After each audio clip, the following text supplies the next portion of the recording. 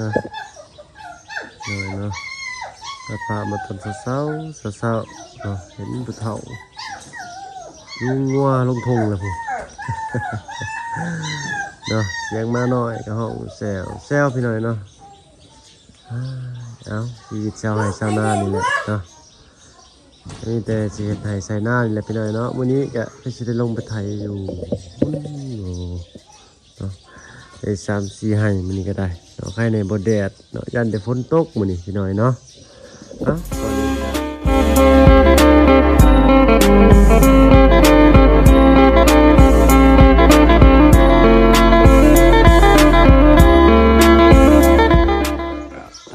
สบายดีพ่อแม่พี่น้องหมู่เพื่อนกันเบิดสุขคนเนาะว่าฟังไทยแล้วก็ฟังลาวแล้วก็ทั้งฟังต่างประเทศก็ยินดีต้อนรับเข้าสู่ช่องว่าเพิ่น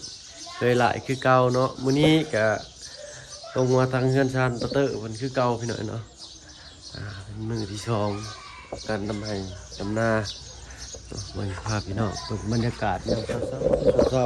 ๆกันอากาศดีเลยหน่อยเนาะครึ้มฟ้าครึ้มฝนนั่นแหละเนาะอ๋อทางนั้นคือดังไฟลูกคั่วได้ยังกินได้ปะ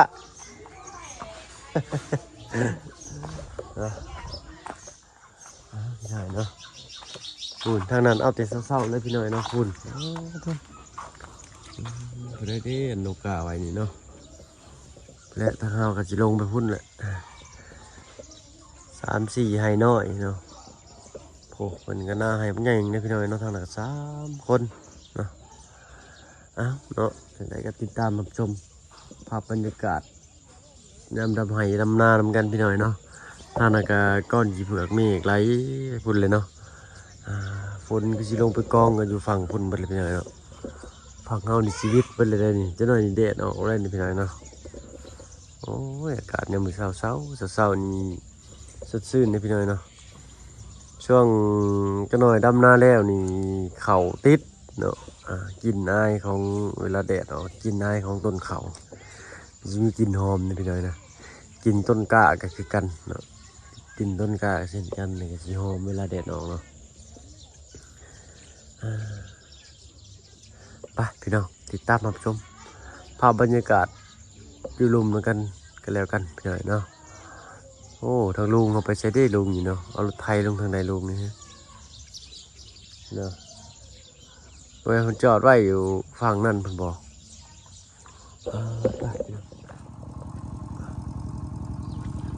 พี่น้อยนะเสร็จสิ้นไปให้น้อยหนึ่งเนาะต้องขอโทษขออภัยบริเก็บภาพบรรยากาศต้นดำมาให้พี่ให้น้องหับชมพี่น้อยเนาะพี่น้องก็คือสิได้เห็นเลยแหละเนาะเอาขึ้นฟ้าขึ้นฝนไว้เลยพี่น้อยทางนะพี่เนาะทางลุงก็ต่อให้ใหญ่บ้านนี้พี่น้อยเนาะมันจะขาดเป็นขาดด้วยขาดนะพี่น้องทางลูกเตอร์มันก็บนดินกัดแล้วบ้าน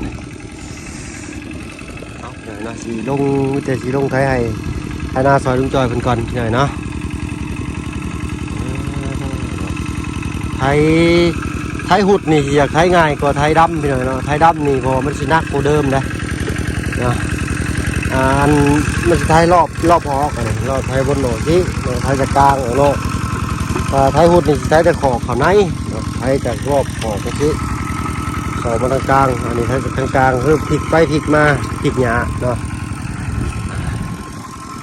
อันนี้สิไทยได้กับสินักเนาะ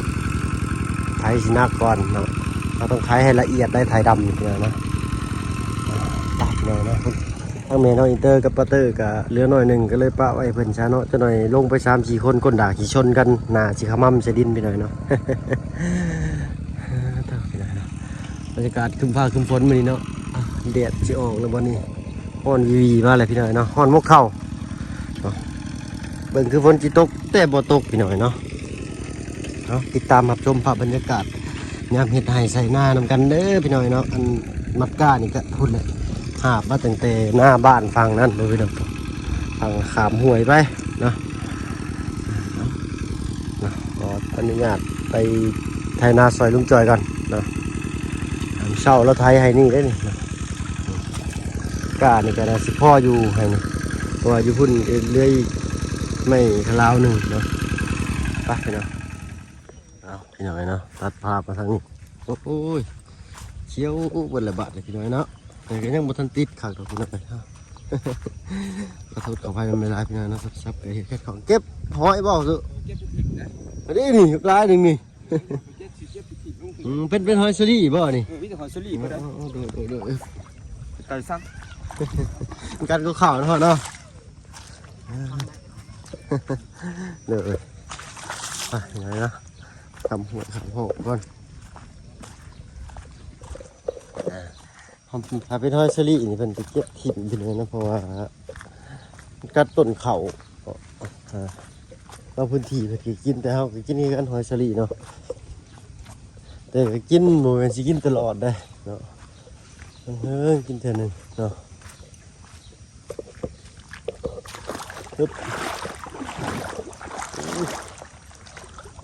น้ำเพียงหัวเข่าอันนี้น้ำมันจะแดงพี่น้องเพราะว่าฝนตกใหม่แต่ว่าโดนไปแล้วมันสีเป็นสีปกติหรือสีขาวครับเดี๋ยวนะใส่กันแล้วเอายังไงบ้างก็เมื่อวานนี้ก็เลยลงคลิปไปว่าลูกเหมือนจะขอโทษขออภัยเนาะโทรศัพท์เกิดเหตุขัดข้องหน่อยหนึ่งพี่หน่อยเนาะอะไรก็ความแดดความร้อนนี่แหละพี่น้อยต้องผมจะขอโทษขออภัยในเวลาโทรศัพท์อุณหภูมิมันก็สูงเกินไปมันกับถ่ายไปได้เนาะขอนำหาเสือผู้ที่เพื่อนพี่จ้ะเนาะเอา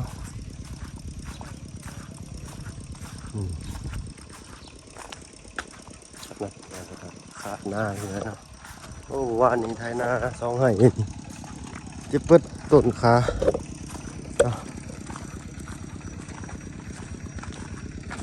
ฝั่งนี้จะเป็นอีกฝั่งบ้านน้อยครับฝั่งนั้นเป็นนาตินบ้านเอาได้แล้วพี่น้องเนาะลายเติบอยู่เนาะไทยนี่ผมมีน้ำนี่ก็จะได้จุ่มน้ำใส่แน่น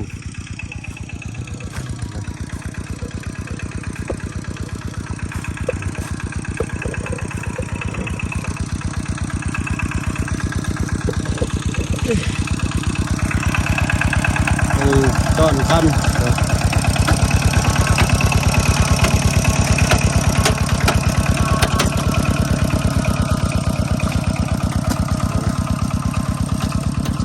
คนไทยอันนี้มันมากินธนาไปเลยเนาะ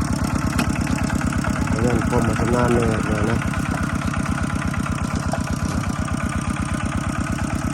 ใช่เลยแหละนี่ก็นะ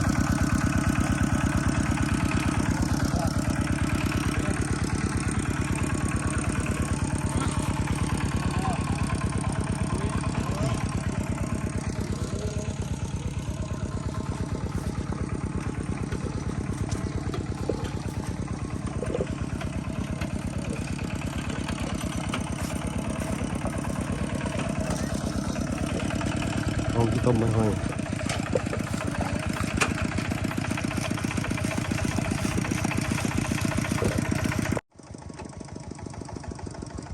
พี่น้อยนะ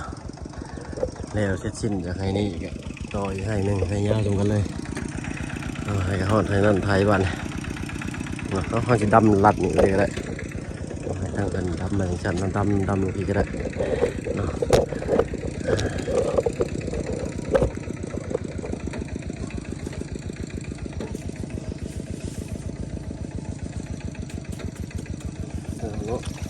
เขาลุงกระถังโอ้ยเขาเพิ่งบอกตอนที่ทำหน้ากับจับบุเป็นเชือนเลยนะจับมาลงกะระยะเอา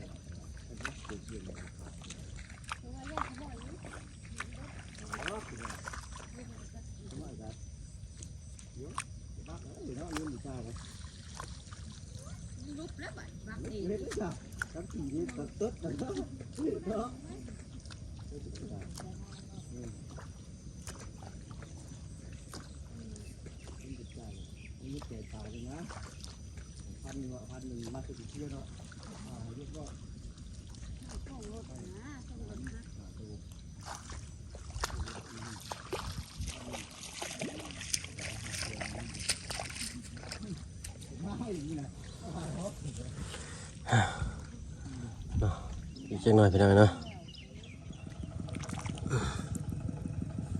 เอาไว้พี่น้องนะเก็บบ่อย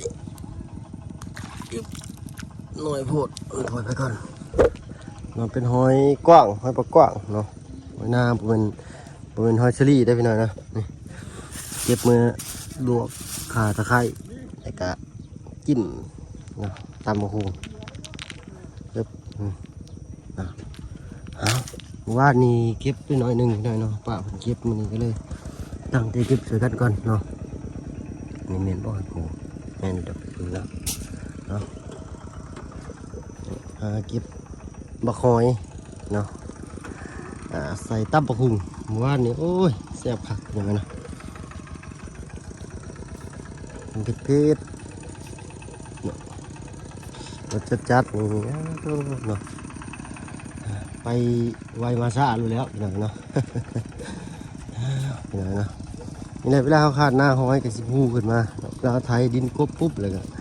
เวลาเขาขาดป่านเกียร์ดินเนี่ยมันก็หูขึ้นมาเนาะผ่านนี่ก็แล้วเป็นทีเรียบร้อยพี่น้องเนาะไอ้เด้ไฮนี่อันนี้เนาะไฮนี่แล้วเลยครับมันเป็นใจไฮนี่รอถาครับด้ามไฮนี่แล้วนะสิได้พากันขึ้นมาเลยได้ขึ้นมาเลยกันเลยสิลงดำหัวกะไฮนี่เลยทีแรกมันจะชิมมาแบกเอากะมาพี่น้องเนาะมาบ้านยิบข้าวเช้าอีกคนนึงแล้ววิธีการไทยให้หน้านี่เวลาไทยหุดสีไทยขอบของกลางเวลาไทยดำสีไทยแต่กลางออกมาข้างนอกเนาะเลยไทยน้อยหนึ่งนะเนาะ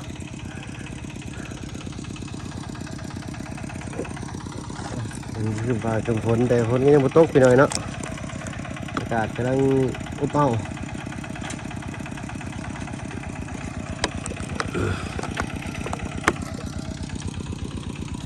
ไปใหญ่นะลงก่อนโอ้ยไงเนาะผู้ไม่ไข่เลย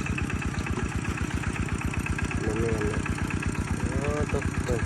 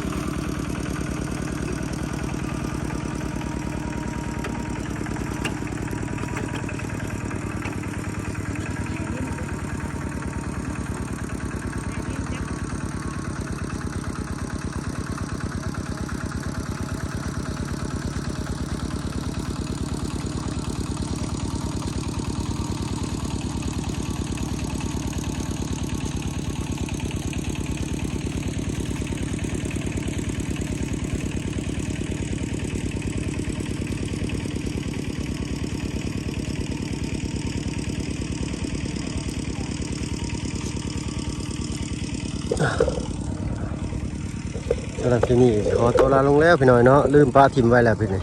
เอาเป็นว่าสบายดีพี่น้องเนาะ